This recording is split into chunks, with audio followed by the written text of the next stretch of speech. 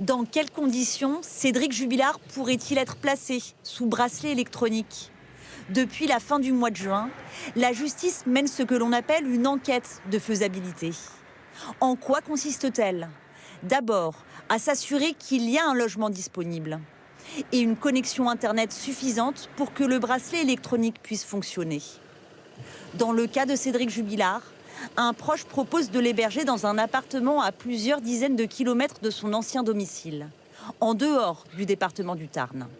Ses avocats y voient un espoir de sortie de prison. Les magistrats n'auraient plus à se dire oui, cette demande, je veux bien y faire droit, mais je ne sais pas si c'est faisable. À partir du moment où on a l'étude de faisabilité, je vais dire que ce n'est pas un argument positif, c'est un obstacle plutôt qui est retiré.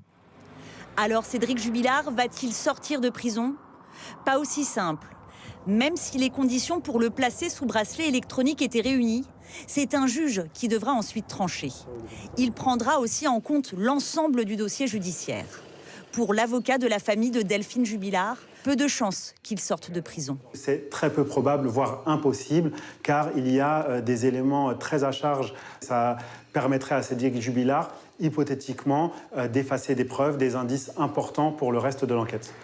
Les conclusions de cette étude devraient être connues dans les prochaines semaines.